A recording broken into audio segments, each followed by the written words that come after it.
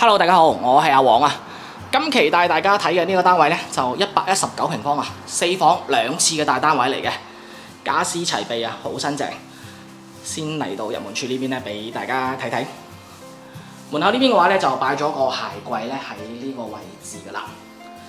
過翻嚟少少呢，就係飯廳嘅空間啦。飯廳呢邊呢，就擺咗張6人嘅圓台喺度，呢邊都仲有好多嘅空間喺度嘅。過翻嚟廚房。廚房呢邊係一個 L 字嘅間隔，雙水槽嘅星盤啦，2線嘅明窗，抽油煙機同埋呢個煮食爐，使用痕跡咧非常之深啊！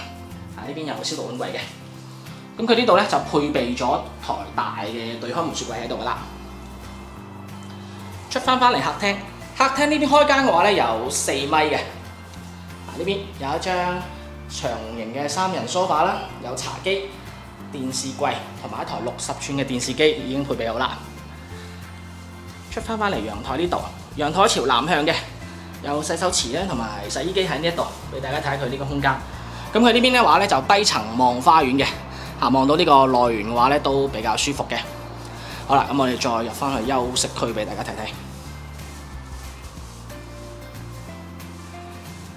先嚟到呢邊第一個房間，邊擺咗張5尺床喺呢一度，咁咧就冇配備到衣櫃嘅。單邊落床，嚟到對面呢邊公共衞生間啦，鏡櫃、洗手台、馬桶同埋呢個淋浴區。再嚟翻呢邊第2個房間，咁而家呢間房咧就吉咗喺度嘅，呢間房可以做一個書房，或者再做一個大嘅衣帽間咧，都完全冇問題啊！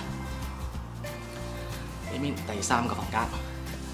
呢間房咧都係擺咗張5尺床喺度嘅，隔離就冇配備到衣櫃啦，單邊落床，不過空間咧都係非常之闊嘅。最後就嚟到主人房啦。咁主人房一入嚟嘅話咧，呢邊就已經做咗一排高身嘅衣櫃喺度啦，非常之實用啊！入到嚟呢邊套間啦，鏡櫃、洗手台、馬桶同埋呢個淋浴區。呢個戶型嘅呢個套間咧真係大。係啦，成個套間嘅話仲大過呢個公共衞生間嘅呢個空間。再嚟到呢邊睡眠區啦，呢邊係張6尺床嚟嘅，隔離有一個床頭櫃。咁其實佢張床咧移埋少少嘅話咧，係可以做到3邊落床嘅，因為佢呢個空間嘅話咧已經唔需要再擺衣櫃啦。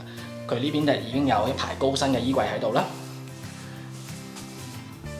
咁而家呢一個單位業主放租咧就係3600一個月嘅。